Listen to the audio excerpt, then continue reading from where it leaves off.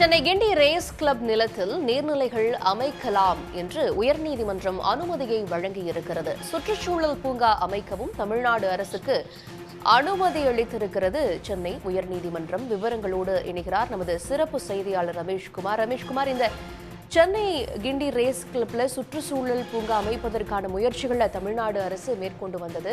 தற்போது உயர்நீதிமன்றமும் அனுமதி வழங்கி இருக்கிறது. இந்த வழக்கினுடைய பின்னணி என்ன?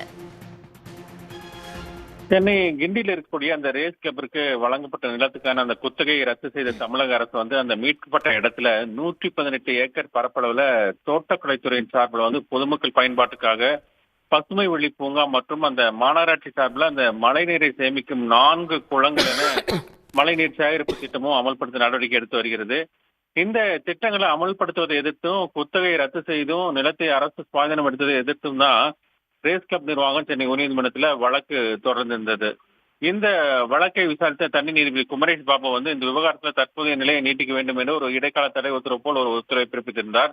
இந்த உத்தரவை எதிர்த்து தான் தமிழக அரசு தாக்கல் செய்த மேல்முறையீட்டு மனுவை விசாரித்த நீதிபதிகள் SM சுப்பிரமணியம் மற்றும் முகமது சபிக் அமர்வு சென்னை வெள்ள தடுப்பு நடவடிக்கையாக சென்னையில மக்களுடைய நலன் கருதி கிண்டி ரேஸ் கிளப் இடத்துல 4 குளங்கள் அமைக்கப்பட்டுள்ளது என கூறி கிண்டி ரேஸ் கிளப்புக்கு சொந்தமான இடத்துல மழைநீரை சேகரிக்கும் வகையில குளங்கள் அமைக்கவும் சுற்றுச்சூழல் பூங்கா அமைக்கவும் அனுமதி அளித்து உத்தரவிட்டது. கடந்த 2015ஆம் ஆண்டு ஏற்பட்ட வெள்ளத்தால் ஏற்பட்ட உயிர் சேதங்களையும் உடைமை சேதங்களையும் சுட்டிக்காட்டிய நீதிபதிகள் கடந்த காலங்களில் மழை வெள்ளத்தால சென்னையில் ஏற்பட்ட பாதிப்புகளை பார்க்கும்போது இது போன்ற திட்டங்கள் தேவை எனவும் குறிப்பிட்டுள்ளனர். அரசினுடைய இந்த நடவடிக்கை மூலம் சுற்றுச்சூழல் சமநிலை ஏற்படுவதோடு காற்று மாசுவை குறைக்க இயலும் என்றும், காற்று மாசு என்பது வெறும் சுற்றுச்சூழல் சார்ந்த பிரச்சனை மட்டுமல்ல எனவும் பொதுமக்களின் உடல் நலன் சார்ந்த பிரச்சனை எனவும் நீதிபதிகள் தங்களது உத்தரவில் குறிப்பிட்டிருக்கிறார்கள்.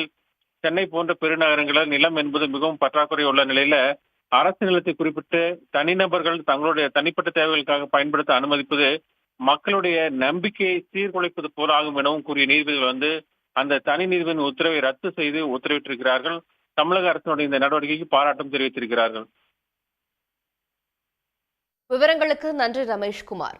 உடனுக்குடன் செய்திகளை தெரிந்து கொள்ள சன் நியூஸ் பெல் ஐகானை கிளிக் பண்ணுங்க.